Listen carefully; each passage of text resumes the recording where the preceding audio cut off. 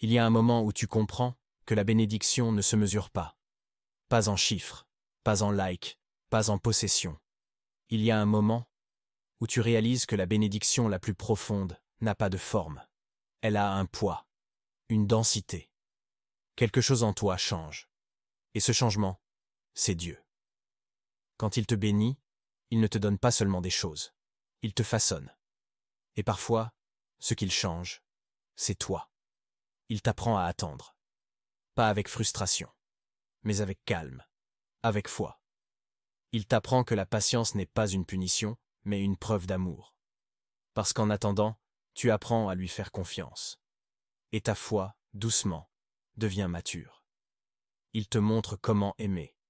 Pas seulement ceux qui t'aiment, mais ceux qui te dérangent. Ceux qui ne comprennent pas. Ceux qui ne voient pas comme toi. Tu découvres que l'amour, ce n'est pas juste un sentiment doux.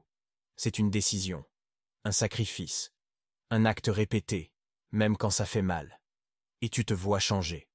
Dans ta manière de parler, dans ta façon d'écouter, dans tes silences aussi. La compassion grandit, pas seulement pour ceux qui souffrent, mais pour ceux qui blessent. Parce que tu sais maintenant, ceux qui blessent sont souvent ceux qui saignent à l'intérieur. Et toi, tu ne cherches plus la course. Tu ne cours plus après tout ce qui brille. Tu ralentis. Tu discernes. Tu choisis ce qui construit l'âme plutôt que ce qui nourrit l'ego. Parce que maintenant, tu sais. La vraie réussite, ce n'est pas d'avoir. C'est d'être. Être présent. Être aligné. Être en paix. Dieu ne t'élève pas seulement pour que tu brilles. Il t'élève pour que tu serves. Pour que ton cœur devienne un refuge, un canal, un témoignage vivant. Et tu découvres une force nouvelle. Pas celle qui impressionne, celle qui tient, celle qui endure, celle qui console. Tu ne vis plus pour l'approbation, tu vis pour la mission. Tu comprends que ton but, ce n'est pas juste ce que tu fais, c'est qui tu deviens pendant que tu le fais. C'est comment ton caractère reflète celui qui t'a créé. Et cette transformation, elle ne fait pas de bruit. Mais elle est puissante. Elle se voit dans les petits gestes. Elle se ressent dans ta paix. Elle s'entend dans ta manière de répondre. Ce n'est pas spectaculaire, mais c'est réel. Et c'est ça, la plus grande des bénédictions. Tu sais maintenant, la vraie bénédiction ne change pas juste ce que tu as. Elle change qui tu es. Et peut-être que là, maintenant, tu es en plein dedans. Tu ne le vois pas encore. Mais Dieu travaille.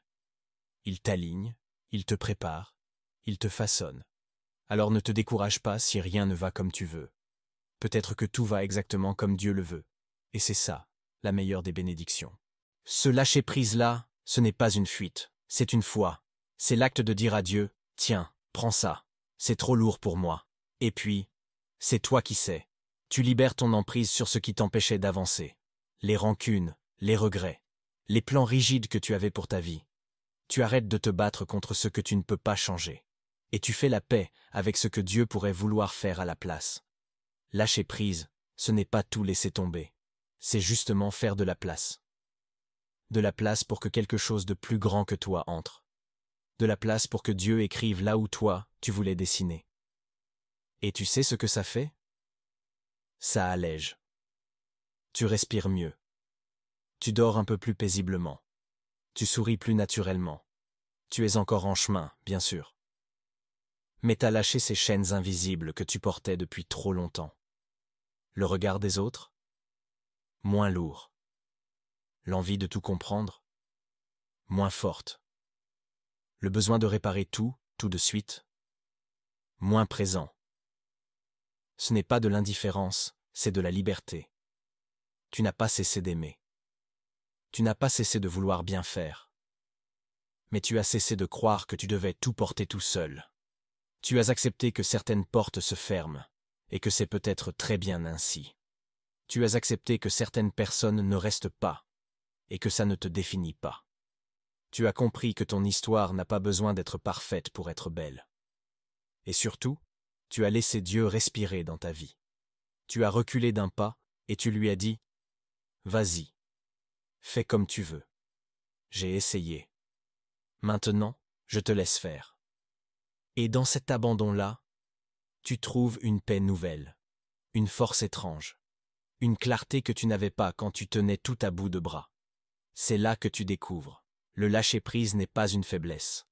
c'est une confiance profonde, une maturité spirituelle, un pas en arrière, pour que Dieu puisse avancer. 4. Des portes s'ouvrent, sans logique apparente. Un jour, ça arrive, sans prévenir. Tu reçois ce message, tu croises cette personne, tu entends cette phrase, et quelque chose bascule. Tu ne l'avais pas prévu, tu ne l'avais même pas demandé parfois. Mais c'est là, c'est réel. Et tu sais que ce n'est pas un hasard. C'est comme si quelqu'un, quelque part, avait tourné une clé. Une porte s'ouvre, une voie se trace. Et tu ressens ce que les mots ne peuvent pas vraiment expliquer. Cette sensation que quelque chose d'en haut vient de bouger pour toi. Peut-être que c'est une opportunité inattendue, un travail, un déménagement, une rencontre, un oui que tu n'attendais plus. Tu te dis, mais pourquoi maintenant? Pourquoi comme ça? Et quelque chose en toi murmure, parce que maintenant, tu es prêt. Tu ne comprends pas toujours comment, tu ne comprends pas toujours pourquoi, mais tu reconnais la main de Dieu. Pas parce qu'elle est bruyante, mais parce qu'elle est précise. Tu regardes en arrière, et tu réalises que ce que tu appelais délai était une préparation. Ce que tu appelais silence était une orchestration. Ce que tu appelais fin était en réalité un virage. Et maintenant, regarde. Des portes qui étaient fermées s'ouvrent.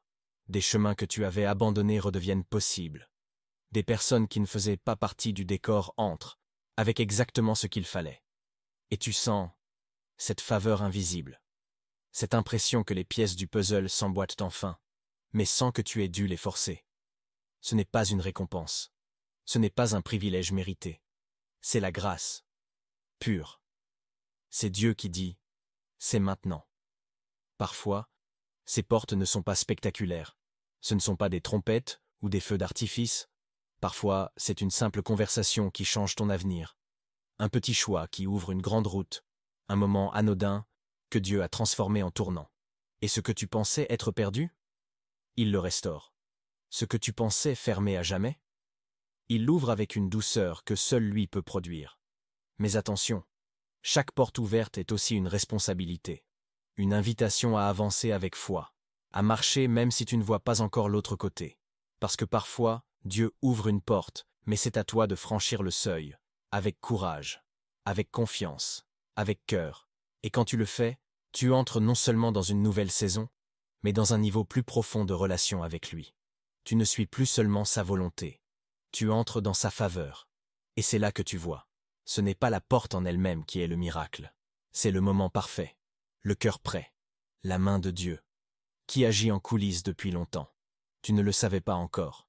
Mais chaque attente, chaque larme, chaque silence, était une pièce du plan. Et aujourd'hui, cette porte, elle ne t'ouvre pas juste un chemin. Elle t'ouvre un sens. 5. Quand Dieu te bénit, il te transforme. Leurs plus grandes transformations ne se font pas à la lumière, mais enfouies, invisibles, silencieuses. Est-ce qu'elles doutent de leur croissance? Non. Elles la vivent, en profondeur. Et toi? Peut-être que tu es en train de devenir. Peut-être que cette attente est un atelier divin. Un laboratoire céleste où ton cœur est poli, ton caractère aiguisé, ta foi étirée. Parce que ce que Dieu prépare pour toi nécessite une version de toi que tu ne vois pas encore. Et tu sais quoi? Dieu est bien plus intéressé par ton développement que par ta vitesse. Ce qui te semble lent, lui l'appelle, juste à temps. Ce qui te semble être une impasse, lui l'utilise pour poser des fondations invisibles mais solides. Il aligne les gens, les opportunités, les instants, avec une précision que tu ne comprendras peut-être qu'après coup. Il t'apprend à dépendre de lui, pas de ton calendrier. À marcher par foi, pas par vue. À rester fidèle, même sans résultats immédiats. Et dans ce désert temporel, quelque chose de précieux se passe. Ta vision se purifie, ton cœur s'ajuste, et ta confiance devient réelle. Pas une simple idée, mais une posture, un mode de vie. Peut-être que tu es en train d'apprendre ce que signifie attendre avec foi. Pas attendre passivement, mais attendre activement. Comme un soldat en poste, comme un artisan qui aiguise ses outils. Tu ne perds pas du temps, tu es en train d'être prêté. Et plus tard, quand les choses bougeront, quand les portes s'ouvriront, tu sauras pourquoi tu as dû attendre, pourquoi ça a pris ce temps, et pourquoi ce silence, aujourd'hui, valait l'or de demain. 3. Tu commences à lâcher prise. Tu sais ce qui change un jour sans que tu t'en rendes vraiment compte? Ce n'est pas le monde autour de toi. C'est ta façon de réagir à ce monde. Tu entends encore les critiques, mais elles ne résonnent plus comme avant. Tu vois encore les attentes, mais elles ne t'écrasent plus comme avant. Tu repenses aux blessures, et pourtant, tu ne saignes plus comme avant. Quelque part, sans prévenir, tu t'es mis à lâcher prise. Pas parce que tu t'en fiches, pas parce que tu t'es endurci, mais parce que tu as commencé à faire confiance. C'est étrange, ce moment où tu te rends compte que tu n'as plus envie de tout contrôler. Tu ne ressens plus le besoin d'expliquer, de prouver, de corriger le passé. Tu ne cours plus après tout. Tu ne tiens plus à ce que tout soit parfait. Et tu te dis, je crois que je suis en train de guérir. On pense souvent que quand Dieu bénit quelqu'un, tout devient facile, plus de problèmes, plus de doutes, juste une vie parfaite. Mais la réalité, c'est que la vraie bénédiction ne ressemble pas toujours à ce qu'on imagine. Parfois, elle ne s'annonce pas. Elle ne fait pas de bruit. Elle ne brille pas. Elle transforme, en douceur, de l'intérieur. Et souvent, tu ne réalises que tu es béni qu'après coup. Quand tu regardes en arrière, et que tu vois tout ce que Dieu a fait pendant que tu pensais qu'il était silencieux. Dans cette vidéo, on va parler de ces signes, ces petits indices que Dieu est à l'œuvre, même quand tout semble au ralenti, même quand tu ne vois rien bouger. Tu verras peut-être que tu es plus proche de sa bénédiction que tu ne le pensais. Une paix intérieure qui dépasse la logique. Ferme les yeux un instant. Imagine un monde où tout s'effondre autour de toi. Les nouvelles sont mauvaises. Les gens sont tendus. Ton avenir est flou. Et pourtant, à l'intérieur, quelque chose reste immobile. Calme. Intouchable. C'est comme si ton âme se tenait dans un lieu secret, à l'abri du bruit, des angoisses, des prédictions. Ce lieu, ce n'est pas une illusion. Ce n'est pas un déni. C'est une paix. Une paix étrange. Une paix qui ne se justifie pas. Une paix qui ne vient pas de ce qui se passe, mais de qui est avec toi. Quand Dieu commence à travailler en toi, ce n'est pas toujours visible de l'extérieur. Il n'y a pas forcément de lumière qui descend du ciel, pas de grands miracles, pas de grande annonce divine. Parfois, c'est juste ce silence, ce battement tranquille au fond de toi, ce repos sans raison apparente.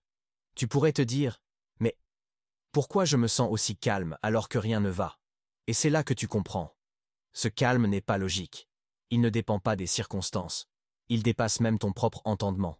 C'est comme flotter au-dessus de la tempête.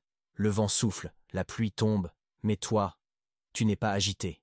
Tu flottes, tu respires, tu es gardé. Tu ne peux pas l'expliquer à ceux qui ne l'ont pas vécu. Tu peux leur dire que tu pries, que tu fais confiance, que tu t'en remets à Dieu. Mais au fond, tu sais que ce que tu ressens ne s'enseigne pas. Ça se vit.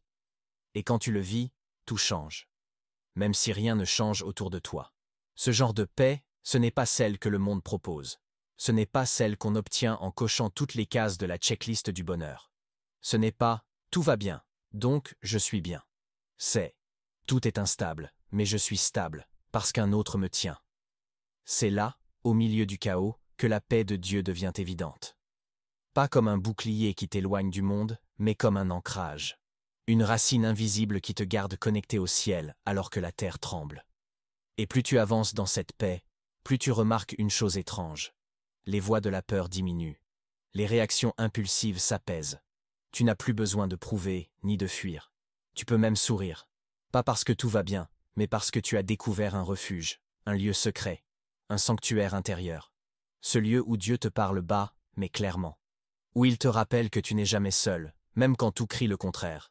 Certains appellent ça la foi, d'autres l'espérance. Mais toi, tu sais que c'est plus que ça. C'est une main sur ton épaule. Une voix douce dans la tourmente. Une présence qui ne te quitte pas. Et même si les autres ne voient pas cette paix, ils la sentent. Dans ton regard. Dans ta façon d'écouter. Dans ta manière de réagir. Tu deviens porteur de cette paix. Et sans t'en rendre compte, tu offres aux autres un espace où respirer. 2. Une phase d'isolement ou de lenteur. Tu regardes autour de toi, et tout le monde semble avancer. Ils construisent, ils publient, ils réussissent, ils cochent les cases. Et toi, tu attends. Tu fais tout ce que tu peux. Tu pries, tu essayes, tu espères. Mais rien ne bouge. Les choses prennent une lenteur presque irritante. Le silence s'installe. Et parfois, ce silence te fait peur. Tu te demandes, qu'est-ce que je fais de mal? Pourquoi moi, Seigneur? Pourquoi maintenant? Mais si tu t'arrêtes un instant, si tu écoutes plus profondément, il y a quelque chose sous cette lenteur. Quelque chose de plus intentionnel que tu ne l'imagines. Ce n'est pas un oubli. Ce n'est pas une punition. C'est un isolement sacré. Oui, sacré. Tu n'es pas mis de côté pour être ignoré. Tu es mis à part pour être façonné. Car parfois, pour que Dieu parle clairement, il doit d'abord faire taire le reste. Il ferme les portes, ralentit le rythme, enlève les distractions. Et tu restes là, seul avec toi-même, seul avec lui. Ce n'est pas confortable, c'est même douloureux parfois. Mais c'est là que les choses les plus puissantes prennent racine. Regarde les graines, elles grandissent dans le noir.